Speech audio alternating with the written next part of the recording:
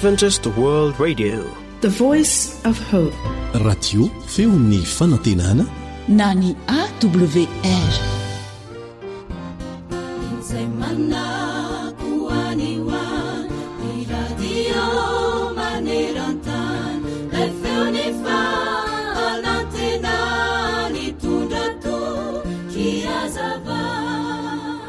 Ity misy fanontaniana kely tiana apetraka aminao. Moa ve ianao mba tia manampy olona sa ampin'ny olona mandrakariva? Fantatrao ve fa tena misy dikany lehibe tokoa reny fanampiana ataonao reny raha manao izany ianao? Eny fa na dia izay heverina ho bitika indrindra amin'ireny aza. Tsy ao ampon'ilay olona irery ihany no voatahiry ireny soa nataonao reny, fa tsaroan'Andriamanitra avokoa ny soa rehetra nataontsika tamin'ny hafa. Eny fa na dia misy olona sasatsasany aza tsy miraharaha ny soa nataonao taminy. Anio dia tianay ny mampirisika antsika rehetra, na ny kely na ny lehibe. Raha mbola misy koa ny soa azonao atao, ary raha mbola afaka manampy ny hafa ihany ianao, dia ataovy izany. Aza reraka manampy, eny fa na dia faran'izay bitika indrindra azonao atao aza, satria ireny kely sy bitika ireny dia ho lehibe sarobidy ao ampon'ilay olona nampianao sy eo anatrehan'Andriamanitra.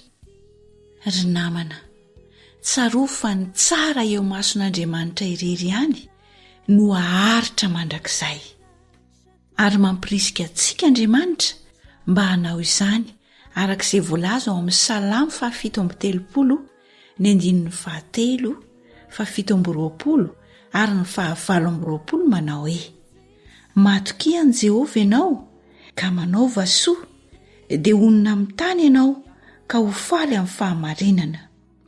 Alaviro ny ratsy ka manaova soa, dia onina mandrakizay ianao. Fa Jehovah tia rariny sady tsy hahafoy ny olony masina, ary ovana mandrakizay ireo fa ny taranaky ny ratsy fanahy ho fongorana. Amen. Miteny ny Baiboly hanisan'andro no fonaina, raisoao am-pofazamalaina, fartomotrany andro izao.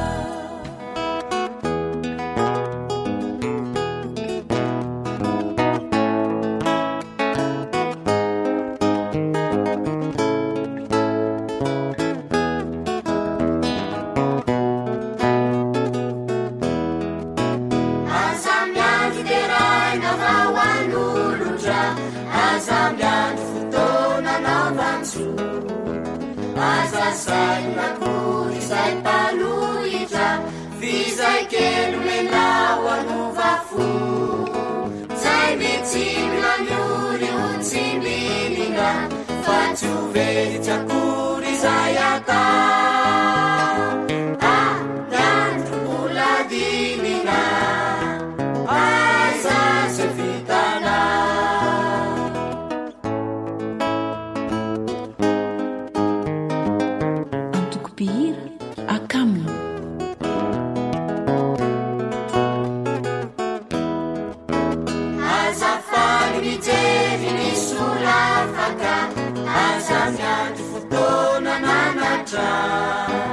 Aza saina we uranu raraka, fatavy ambany amepana, sai mitsimila nyuri utsimbilina, fa tsy ho very tsakory zay ata, mandandro mbola dinina, aiza zay vitana. Ankoatra ny fiainoana amin'ny alalan'ny podcast, dia azonao atao ny miaino ny fandaharan'ny radio AWR sampananteny malagasy isan'andro amin'ny alalan'ny YouTube. AWR feon'ny fanantenana. Sai mitsimina nyuri utsimbilina, fa tsy ho very tsakory zay ata, mandandro mbola dinina, aiza zay vitana, aiza zay vitana.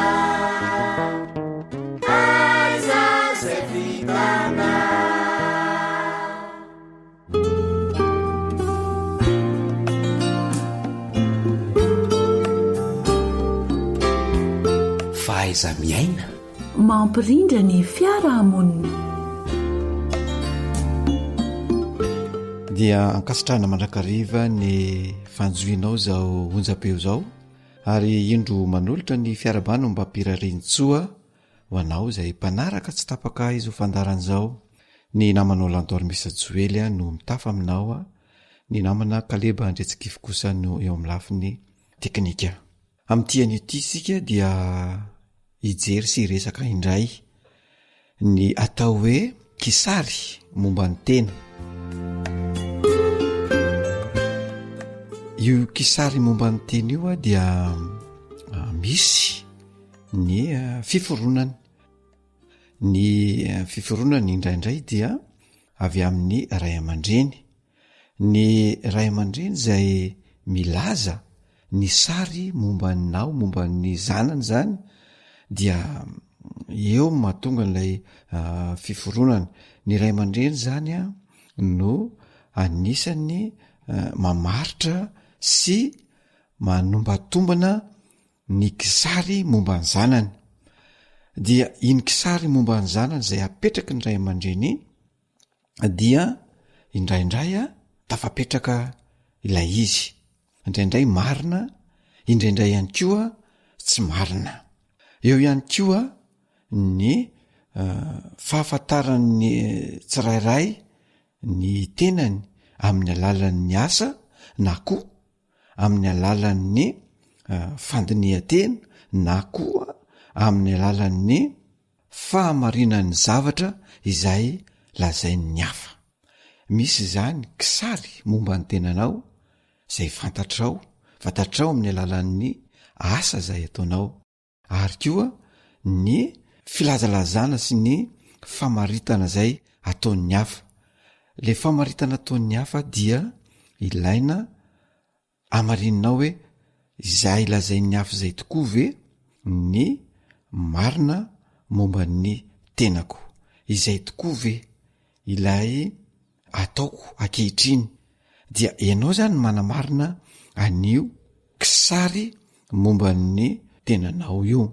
Eo ihany koa ny kisary mombanao zany izay misy kisary tsara, misy kisary ratsy izay apetraky ny olona aminao. Ka rehefa misy ny kisary ratsy izay apetraky ny olona aminao, indraindray izay mahatonga olana eo amin'ny tenanao, mahatonga olana eo aminao sy ilay olona izay mametraka ny kisary ratsy momba ny tenanao iny, dia anjaranao ny manova ilay kisary izay apetraky ny olona aminao.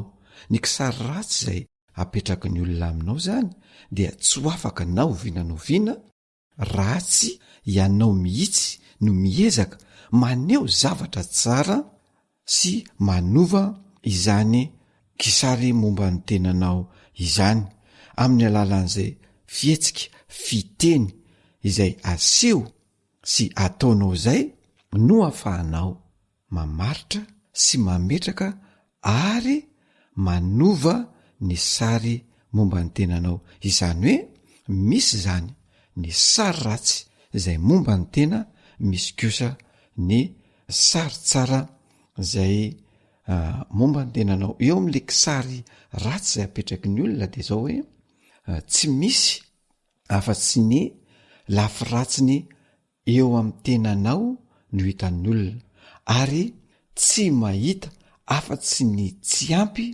eo amin'ny tenanao ny olona. Indraindray koa ianao tenanao mihitsy no mamaritra izay kisary ratsy momba ny tenanao zay, izay tsy ahitanao afa-tsy ny zavatra tsy ampy, ny zavatra tsy mety, ny zavatra ratsy izay ao amin'ny tenanao zay.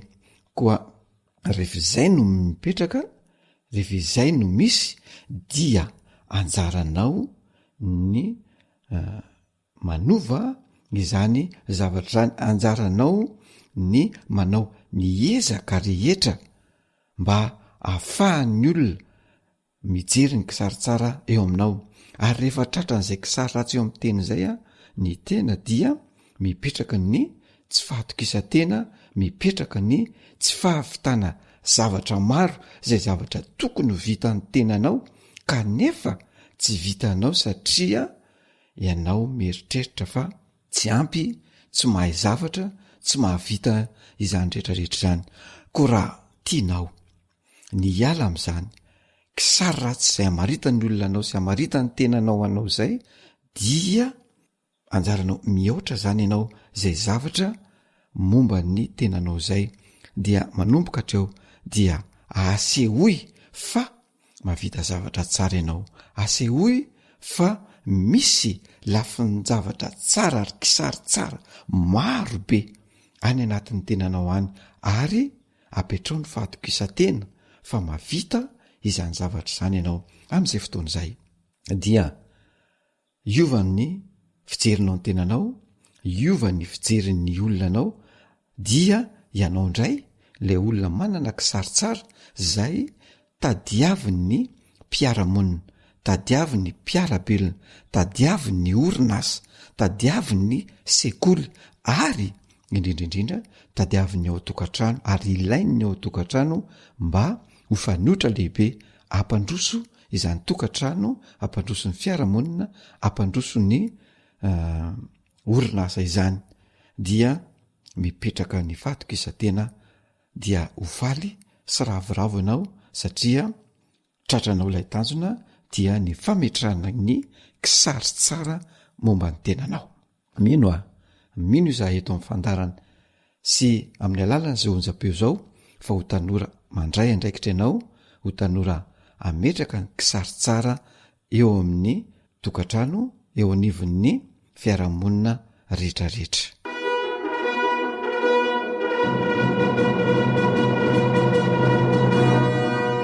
Faiza miaina mampilamin-tsaina.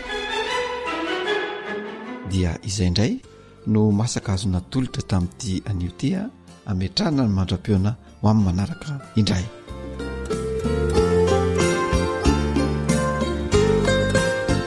AWR Téléphone 034 06 797 62 033 07 170 70. AWR manolotra ho anao feon'ny fonantena.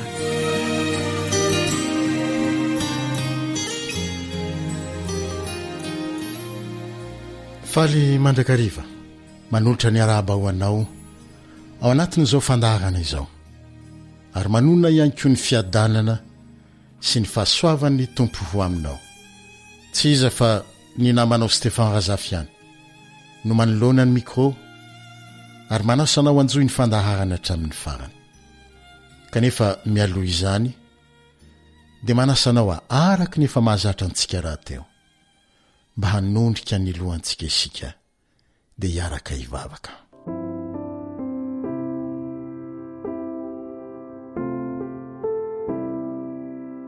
Rainay izay any an-danitra, amin'ny alalan'i Jesosy Kristy zanakao ho amasinina neny anaranao, ho tonga neny fanjakanao ary atao aneny sitraponao ety an-tany ho tahaka ny any an-danitra.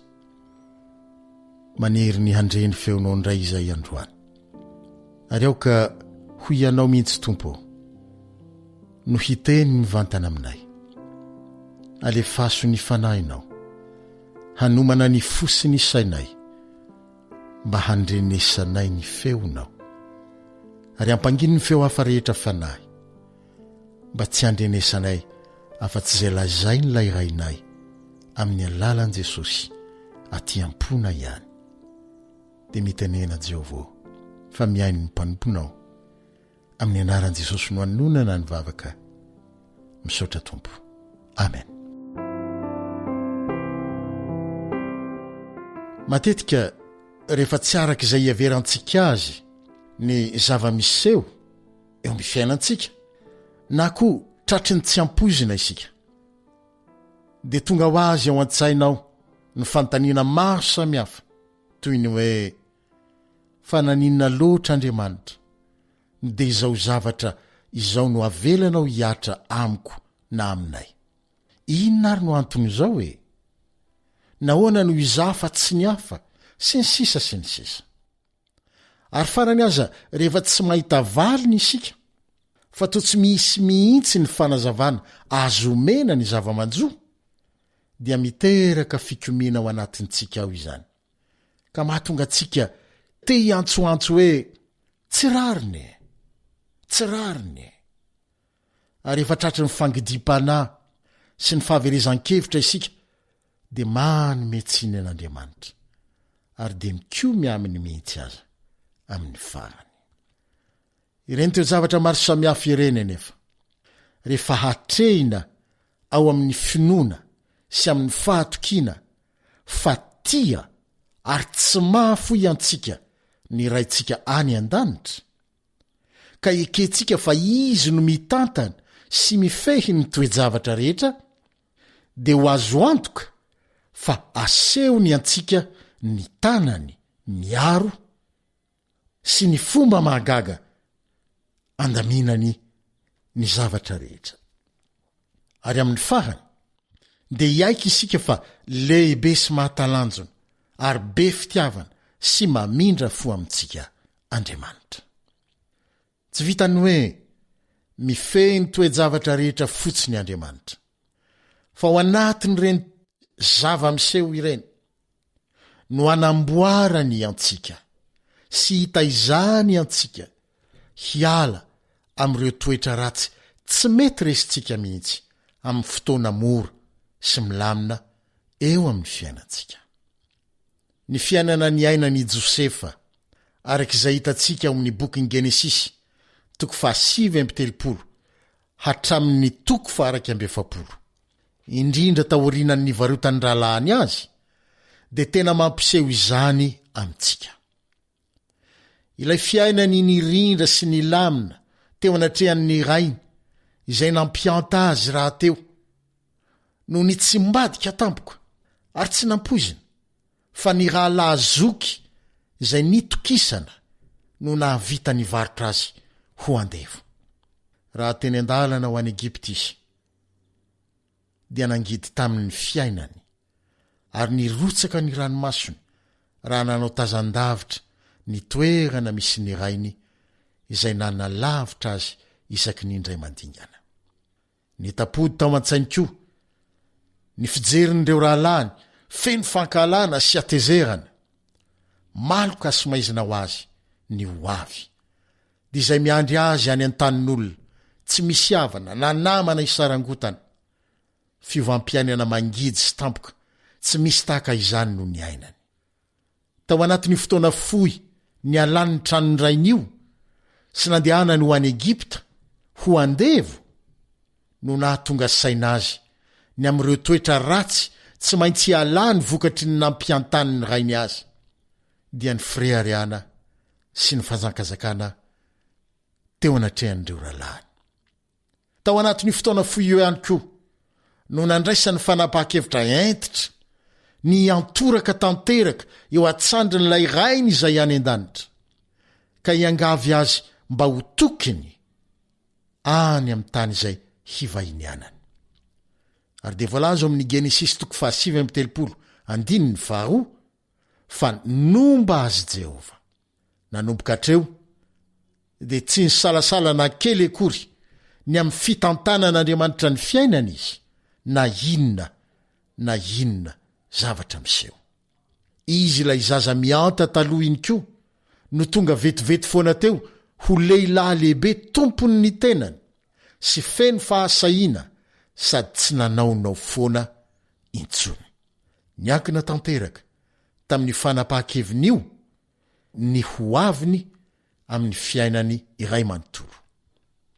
Ho anao izay mpamaky ny Baiboly dia mahafantatra tsara ireo zavatsarotra maro samihafa tsy maintsy nosedrain'i Josefa, ohatra ny endrikendrika, ny fakapanahy, ny trano maizina, ny famadian'ny namana akaiky sy ny sisa sy ny sisa. Kanefa dia tamin'ny fahatokinan'Andriamanitra tanteraka no niatrehany ireny rehetra ireny.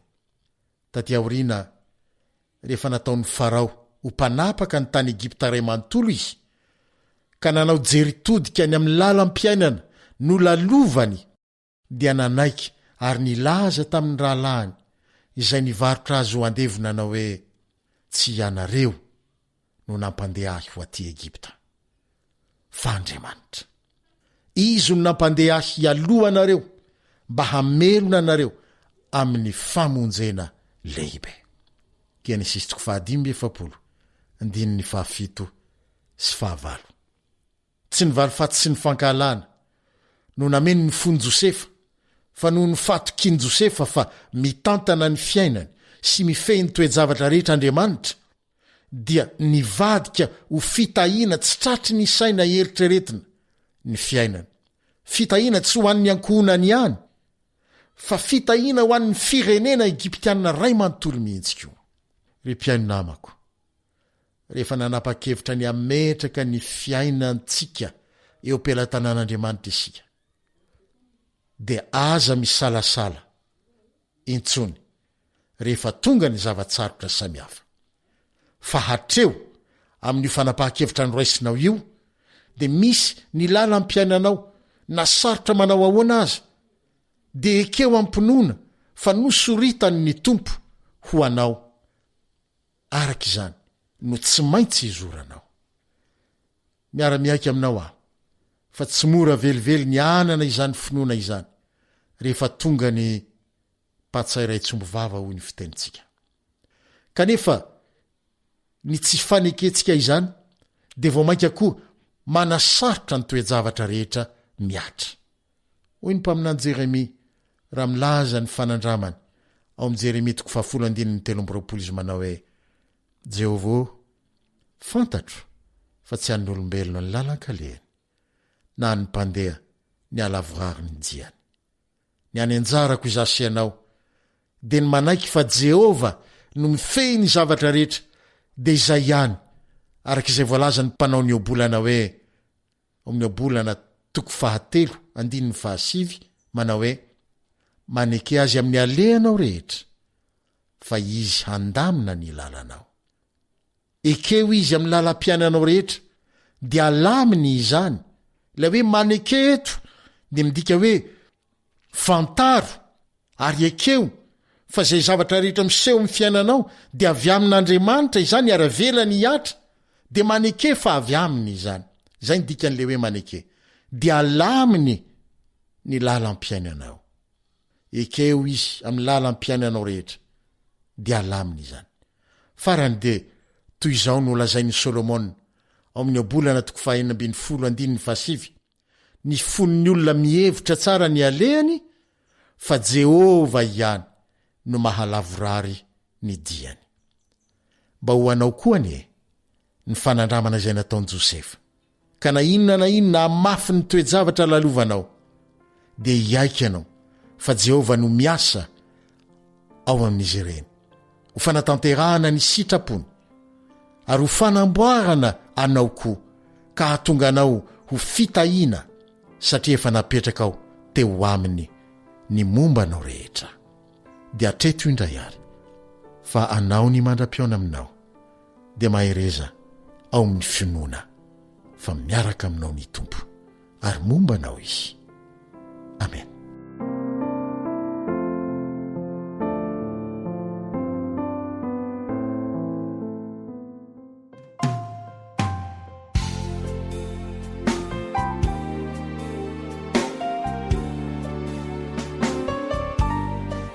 Jacqueline.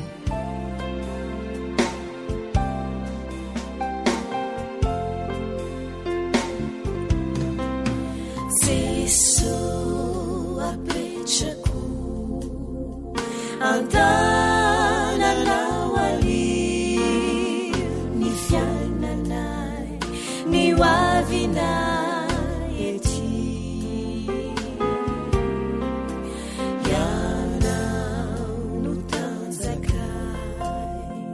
ekeu kambahapi ekeku latuki piti otari wamindala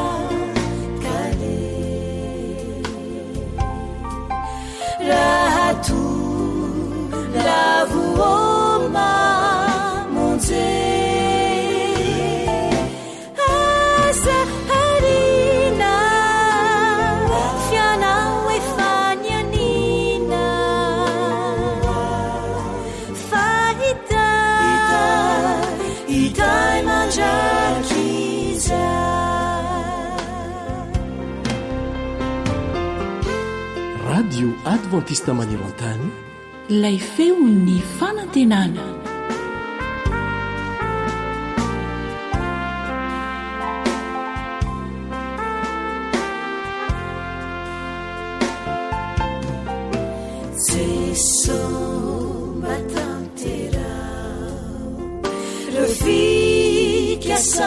Sanawai famamikyu diamamikyu tuku Jesus yoivava iduru si usa tiala na inu nazu otariwa mindala kale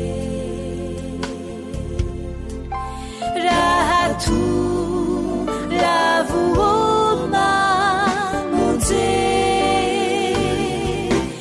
asa harina fiana uefanianina faita itai manjakiza otariwa mindala kale rahatu lavuoma munje asa harina fiana uefanianina faita itai manjakiza asa harina fiana uefanianina faita itai manjakiza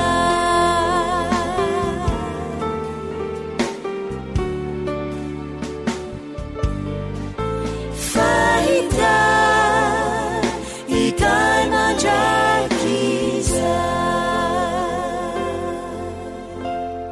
Radio feon'ny fanantenana.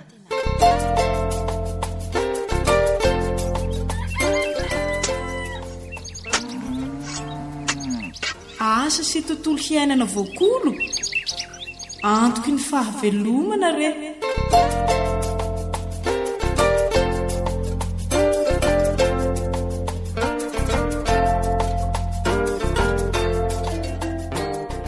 Faly miaraka aminao amin'ny alalan'izao fandaharan'izao indray izahay. Anisan'ny sakafo tsara, mahasalama ary mahasoloena ny tsaramaso. Tsy mahagaga ary raha betsaka tokoa sika ny mpankafy azy ity. Ankoatr'izay dia anisan'ny fidiram-bola tsara tokoa ny tsaramaso. Ko mahafaly anay ary ny hanolotra ho anao ireo teknika tsotra mba hampahombo ny volo tsaramaso azo ampiarina tsara. Dia minofinaritra ary miaraka amin'ny ekipa ny feon'ny fanantenana.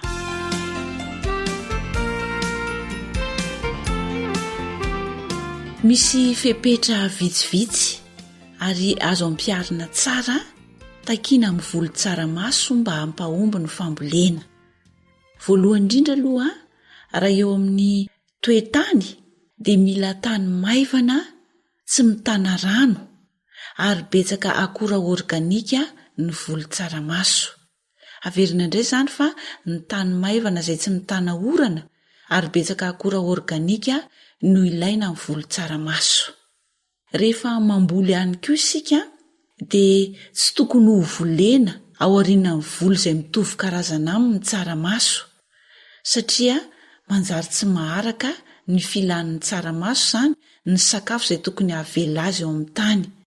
Eo izany ny lojy, ny soja sy ny sisa dia aza volena izany ao aorian'ireo volo izay mitovy tarika aminy ny tsaramaso raha tianao ny ahita fahombiazana. Raha ny toetrandro indray no jerena dia tsy mahataty oram-be sy rivotra ny tsaramaso. Noho izany dia mila arovana izy amin'ny rivotra sy ny orambe rehefa mamboly ny tsaramaso izany sika. Ary aoriana amin'ny fotoana ny orana ny tena azahoana vokatra tsara raha ohatra izany sika ka hamboly tsaramaso.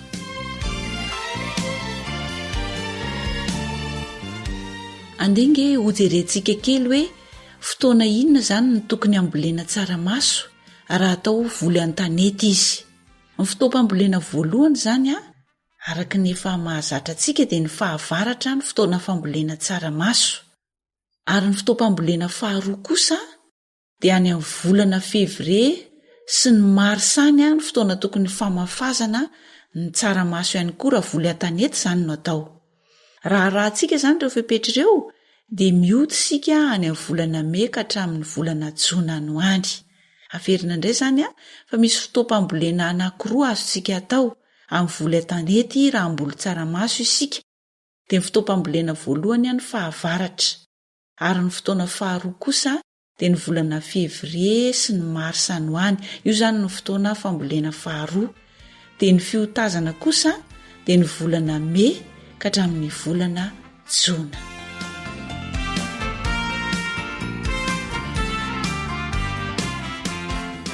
Mety atao voly avitra ihany koa ny tsaramaso. Noho izany dia azontsika atao ny mamboly azy eny an-tanimbary amin'ny fotoana ny voly avitra. Fa raha hamboly izany sika ny fotoam-pamafazana raha amin'ny voly avitra atao eny an-tanimbary dia ny volana Jona sy ny volana Jolay eo izany ny fotoana famafazana eny an-tanimbary raha hanao voly avitra amin'ny tsaramaso isika. Dia miody izany sika any amin'ny volana septambra ka hatramin'ny volana oktobra no any.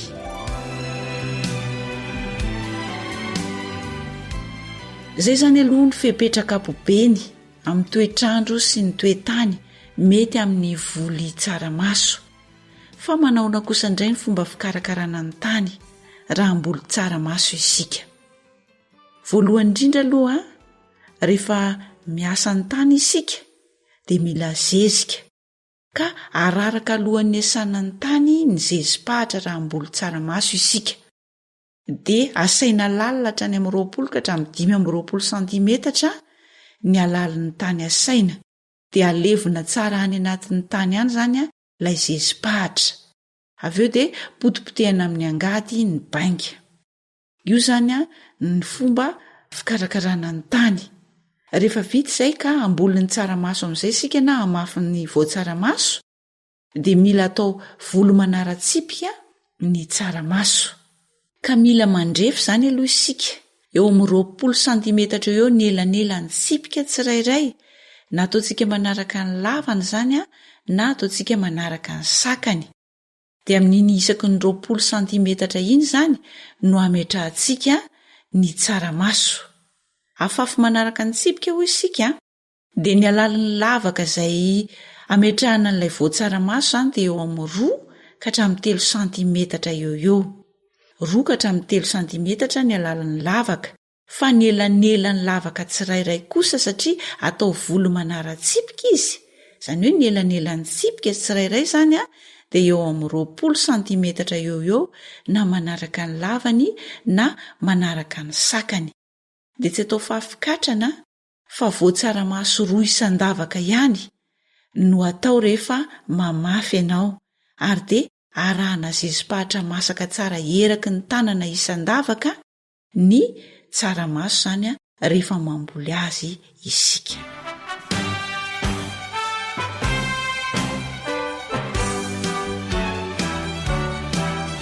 Miankina amin'iza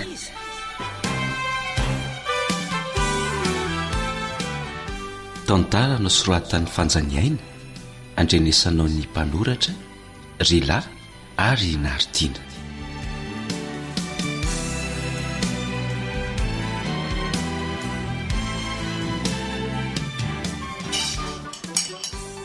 Mba ataovy bebe raha matony loaka fa aza deka ihatra sala amin'io atao inona daholo rio? Fa ny rariva sy ny rapitso maraina vetsy everinao mihitsy raha loha dia ny andro any ihany ny fantatrao sady izy da koa any mbola tsy tonga. tsy amelana zany ny ankizy amin'ity tendabe anao ty. fa zanga miteny an'izany raha miry a. Inona indray e? Ny anao tsy alatsinainy, tsy talata, tsy alarobia fa mandritra ny herinandro ohatr' zao foana. Amin'izay intelo na inefatra miova ihany ny lokanao mandritra ny 7 andro. Zany kosa ve raha miry de ka tsy tsara ve zany loka intelo na inefatra miova zany ry lody a? Samy manany tsara antsika. Ny anao ny loka latsinay maray na talata riva vo azo lanina. Amin'izay raha vohatra ny loka efa miova loko vo tsy asiana ambony tsony.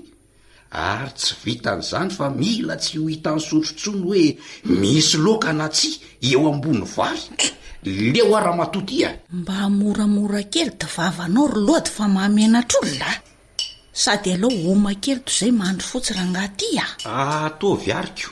Rehefa tratra ny tsy fanjary-tsakafo ireo zazy ireo, zay ianao vo tonga saina. Ka tsy tsaronao ve ny fahatyantoka vo nahazo antsika tamin'ny fambolena tsaramaso teo e? Irobaroba ahoana indray? Ny olona manana no ifaninanana. Angamy robaroby. Finina indray e? Ny anao efa fahazaran-dratsy. Sady zaza misy ararotiny. Hitady vahaolana ramatoa. Ho hitanao zany. Mahadola mihitsy zao zava-misy zao. Mba miasa mafy ihany ny tena nefa tsy hita hoe ahoana. Ko maninona nefa raha izany andeha havadika zavatra fandray e? Efa tsy hamokatra ihany ko. Ka jereo anie ny fienany ny vokatra azo e. Nefa mba anarany nampitombo masom-bolo zezika betsaka. Ny volalany, ny fotoana. Tsy ambolo tsony zany ny tianao lazaina. De anao inona? Osa. Fenao ve mivadikondany? Osa. Ohatra hoe maninona randa. Amidy ny tany fambolena. Aza medaladala raha miry a.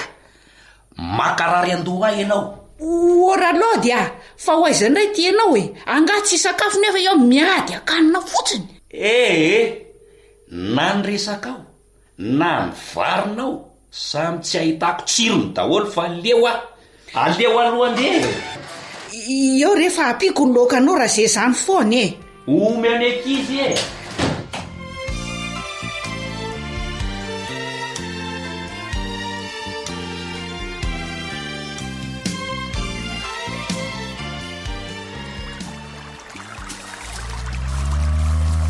Karakara be raha zefa. Sy mokotra mihitsy izany a. Ahoana raha lody a? Manomanomana kely an'ireto masom-bolo reto aloha efa mafiko. Enareo koa ve zao tsy efa vonombonina tsara daholo ny zavatra hitra e? Tsaramaso ve? Tsy namelo ny vokatra tsaramaso tamin'ity raha zefa. Fahatyantoka aza no azoko. Hafa ny tamin'ny 2 taona sy ny 3 taona lasa. Salany nampanofinofy Fa angamo tsy hoe nanitatra tany fambolena aza akory nareo. Araka ny nazavainy miry vadiny aza toa hoe nampitomboina mihitsy ny zizika sy ny masom-boly. Ny tany tsy nitatra fa ny maso-karena azy no nitombo raha zefa. Hafa ho any tamin'ny 2 taona lasy. Ka so de nisy fipetrany fambolena tsy narahanareo tsara kosa ary. Variana tamin'izay nahazatra fahiny foana nareo. Ko io vera zefa no asa tao isan'andro de ho ataoko totoa. Ka tsy hoe manao kototora lody a. Fa tsaraina trano ny zavatra atao mba hisy vokany tsara ihany koa e. Tsaraina ahoana? Ka tsy misy an'ireo fepetra mila arahana. Avaozona satria mitahaka izany ny toetrandro, ny toetany sy ny sisa sy ny sisa e. Raha zefa. Ahoana e? Zany ve no nahitanareo fahombiazana e? Ny voany no alalana azy hoe mety ve sa tsy mety raha lody a. Zany no mampaharisika anay satria nahitanay tombontsoa ny fanarahana an'ireo fipetra fambolena tsaramaso amin'ny tsipiriny. Raha zefa. mbola azonay tanterahana ihany ve zany am'izao e? Fa naonany tsy ho azo e? Ka ny teo ampilatanana zany ripake ny vavan-dramery sy ny fahirany mangony fotsiny. Tsotra ny fiepetra. Tsy mila vola be. Raha tiana ny aomby amin'ny volo tsaramaso de ny toetany aloha ny jerena voalohany. Tany maivana, tsy mitana rano, ary betsaka akora organika no mety aminy e. Zay aloha mba efa fantatra kely ihany. Fa zao tsy tokony ho volena orina ny volo ray karazana aminy tsaramaso a. Toy ny hoe ny lojy, ny soja sy ny sisa sy ny sisa.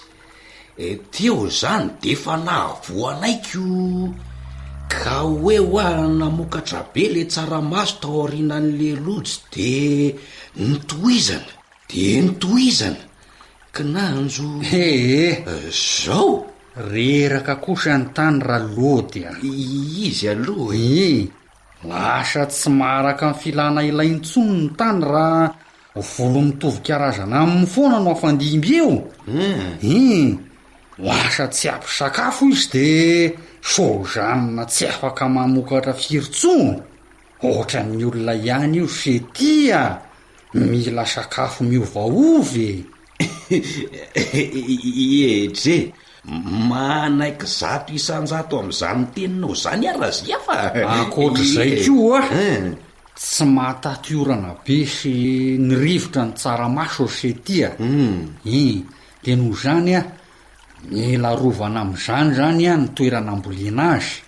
Akoatr'izay koa aorin'ny orana zany ny tena azahoam-bokatra tsara amin'ny volo tsaramaso fa fotoana inona zany ny tena mety tsara razia fa raha voly atanety zany no atao amin'ny tsaramaso de misy fotoam-pambolena roa. Ny voalohany ny fahavaratra, de ny faharoa manomboka volana febroary sy ny volana mars. Io ny fotoam-pamafazana ny masom-boly. De any my volana me sy ny volana jonany no fanotazana. Mazava toy ny masoandro be lohataona razefa. Fa reo ihany zany no fotoana tena mety. Tsika atao tsara ny voly avitra raha lody eny atambary. Ka ny volana jona sy ny volana jolay no fotoam-pamafazana am'izay. De any my volana septambra sy ny oktobra ny kosa ny fotoam-piotazana. Tsotra ohatr'izay ane le fipetra raha lody. Voaraiko tsara ny lesona ringatia. De mbola misy fipetra hafa koa ve? Eo amin'ny fikarakarana ny tany fambolena. Rehefa hiasa ny tany fambolena tsaramaso ianao raha raozezim-pahatra aloha zay vao asaina ny tany ringatia. Apetraka eo ambonin'ny tany asaina zany ny zezika. Zay mihitsy. De asao lalina tsara avy eo ny tany hatrany amin'ny 20 ka hatramy 5 santimetatra hatrany ho any ny alalin'ny asa. De zao aleveny tsara ny anatin'ny tany ihany reo zezika reo. De potsipotseho tsara ny bainga. Vonona ny tany fambolena ringatia. De misy refony ve zany ny fametrahana amin'ny masom-boly? De ny akoety manko oatra ny kelikely ihany reto masom-bolonareo reto ho ampy vereo rangatia. Ampy tsara mihitsy reo raha lody izy io hoany tsy atao fafikatrana atao volo manara-tsipiky tadidio tsara fa atao 20 santimetatra nelanelan'ny tsipika manaraka ny sakany tanimboly. De 20 santimetatra toy izay koa ny soritra manaraka ny alavan'ny tanimboly. de amin'ny 20 santimetatra iny zany no ametrahana ny lavaka tsirairay asiana ny voatsaramaso raha azoko tsara. Zay de zay mihitsy. De zao 2 santimetatra ka hatramin'ny 3 santimetatra eo ihany no atao alalan'ny lavaka tsirairay, ary masomboly tsaramaso 2 isan-davaka ihany no arotsaka ao. Fa tiantoka maro lavaka ny anay raha zefa laliny zany. Ay ve edy zao mazava ringatya. Eno hafa zao rehefa vita zay de arahana zezi-pahatra masaka tsara eran'ny tanana isan-davaka ny voatsaramaso. De zay esy mazava ringaroa. Fandanimpotoana fandanimbola fotsiny kaile fafokatra natr'izay ka hoe rehefa betsaka amin'ny masomboly voafafy de tokony ho bebe kokoa mivokatra azo. Ay ny teknika amin'ny mila tsaraina ringaroa. Tena zay mihitsy. Ka lera miry koa aneny tena kizitina rangaty zamba.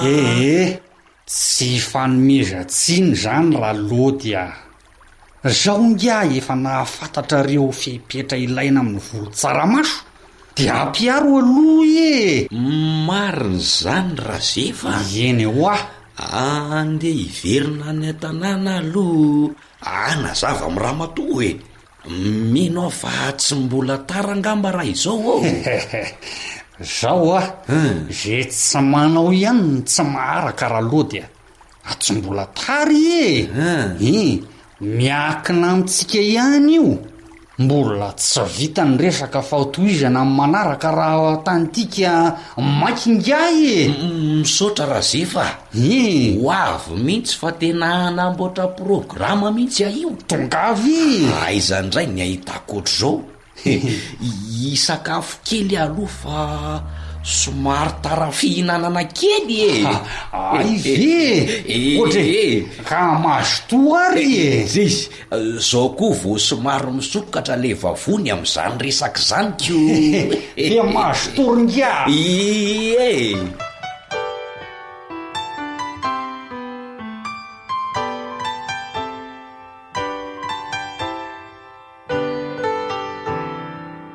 Andenga averina kely le fomba fikarakarana ny tany sy ny famafazana ny masomboly. Voalohany indrindra dia ararakitsika milohan'ny asana ny tany aloha ny zezi-pahatra. Dia asaina lalina ny tany dia alevina tsara ny anatin'ny tany ilay zezi-pahatra. Dia potipotehana madinika amin'ny angadiny bainga. Rehefa vita izay ka mafy isika dia atao volo manara-tsipika ny tsaramaso. 20 santimetatra eo zany ny elanelan'ny tsipika tsirairay dia amin'iny no ametrahana ny lavaka. Na manaraka ny lavany zany io na manaraka ny sakany dia 20 santimetatra ny elanelan'ny tsipika. Dia ny alalan'ny lavaka izay ametrahana n'ilay voatsaramaso dia eo amin'ny 3 santimetatra eo. Dia voatsaramaso 2 isan-davaka ihany no atao anatin'ny lavaka tsirairay arahantsika zezi-pahatra masaka tsara eran'ny tanana. Tadio tsara fa ny masomboly dia tsy maintsy voafantina tsara no afafy raha tiantsika ny hita fahombiazana.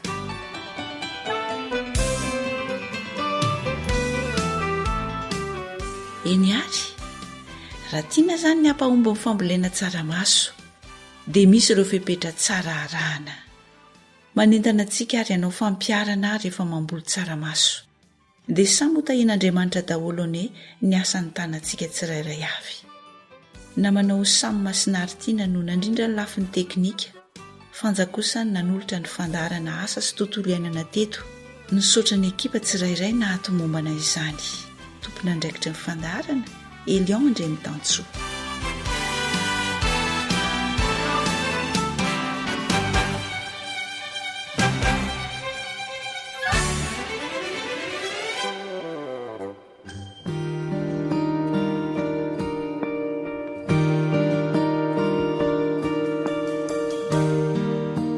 fampanarahana ny fandaharana vokarin'ny radio feon'ny fanantenana ianao aza miala fa mbola mitoy ny fotoanantsika misaotra tompoko.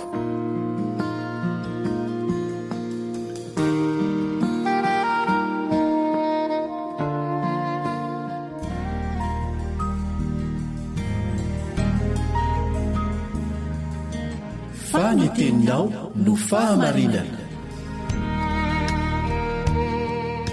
Taridalana manokana fianarana baiboly avoaka ny fiangonana advantista maneran-tany. Iarahanao amin'ny radio feon'ny fanantenana.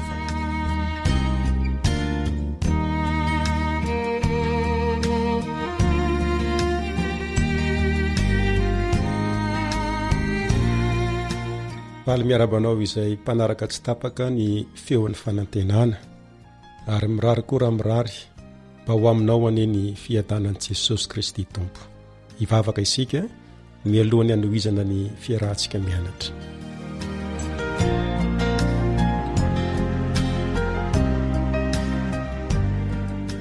Rainay masina hianatra ny teninao izahay ny fanainao masina ny hanazava ny sainay amin'ny anaran'i Jesosy. Amen.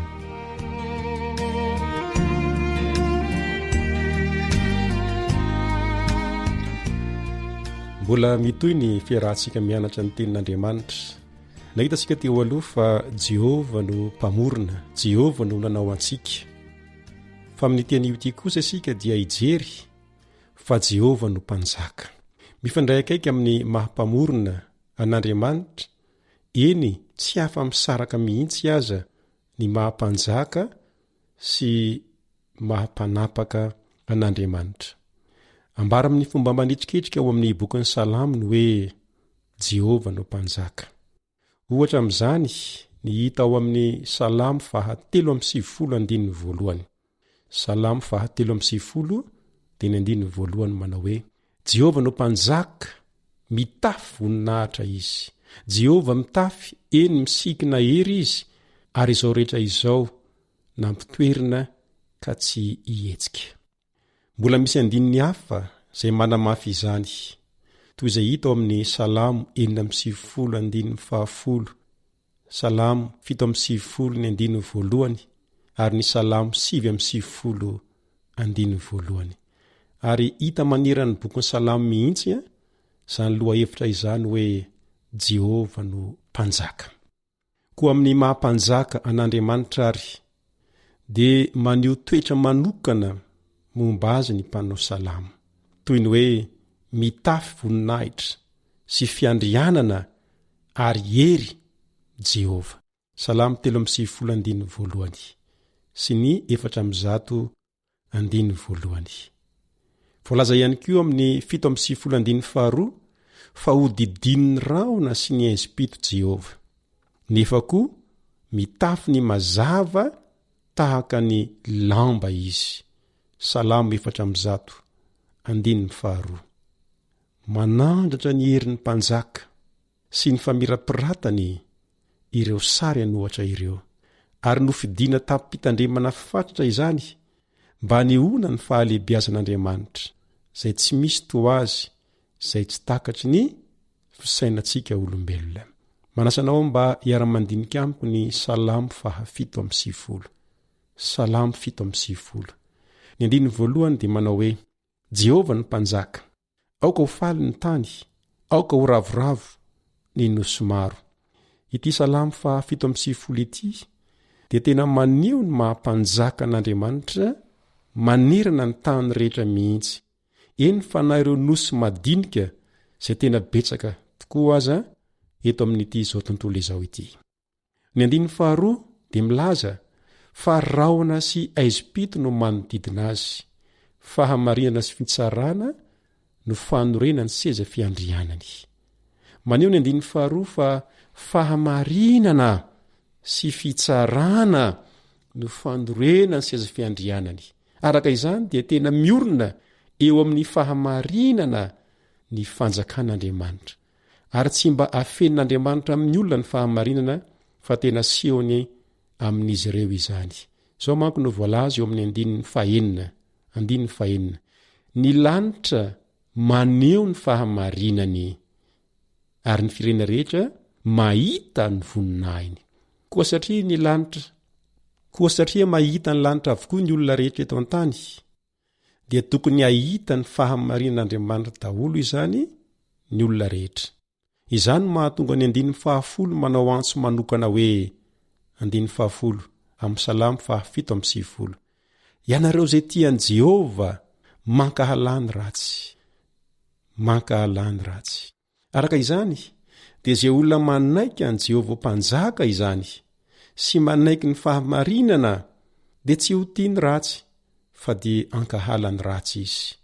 Koa manahoana ny fahatsapanao sy ny fahitanao ny fiainanao? Efa mankahalany ratsy ve ianao sa tsia? Ary efa tiany fahamarinana ve ianao sa tsia? Miantso anao ary ny Tompo androany mba hanaiky sy handray azy ho mpanjakanao eo amin'ny fiainanao.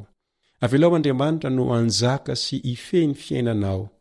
Jereo ny fahamarinana zay fototra iorenan'ny fanjakan'Andriamanitra ary mianara mity ny fahamarinana sy mankahalany ratsy. Raha manao izany ianao dia hita fiovana lehibe tokoa eo amin'ny fiainanao ary hitondra fifaliana fa tsy alahelo na fahasorena na fangidiana eo amin'ny fiainanao izany. Arak'izay voalaza ao amin'ny 9 farany amin'ny Salamo 7:7 manao hoe dia 9:12 izany: mifalia amin'i Jehova ry olo marina ary midera ny anarany masina. Mifalia amin'i Jehova ry olo marina. Rehefa tia ny fahamarinana ianao dia hifaly ao amin'i Jehova. Iza moa ny olona no tsy maniry izany fiainana feno fifaliana izany? Azonao atao tsara ny manana izany fiainana izany.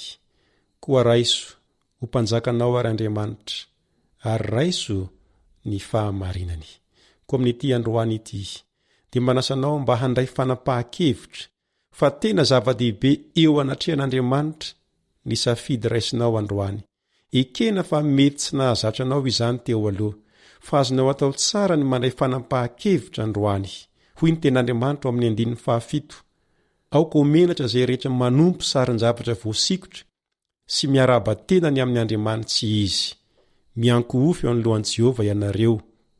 Salamo 7:7. Mety ho anisan'ireo nanompo sarin-javatra angamba ianao teo aloha na ny antetra tamin'ny Andriamanitra tsy izy fa androany. Azonao atao ny mandray an Jehova sy miandany amin'ny fahamarinana. Aza mijery ny hafa ary aza manahy izay mety ho fieveran'ny olona anao. Fa aoka ianao sy Andriamanitra irery ihany mandraisa fanapahan-kevitra ny andany amin'ny fahamarinana fa ho hitanao ny tombontsoa ho azonao amin'izany. Hitahinao aneny Tompo.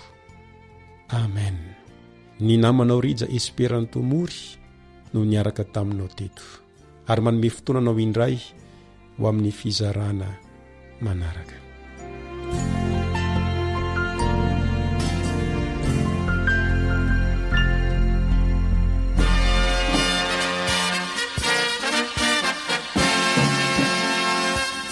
Adventist World Radio, the voice of hope. Radio feony fanantenana. Ny farana treto ny fanarahanao ny fandaharan'ny radio feo fanantenana na ny AWR amin'ny teny malagasy. Azonao ataony mamerina miaino sy maka maimaimpoana ny fandaharana vokarinay amin'ny teny pirenena mihoatriny 100 amin'ny fotoana rehetra. Raisoaryn'ny adresy ahafahanao manao izany: awr.org na feofanantenana.org.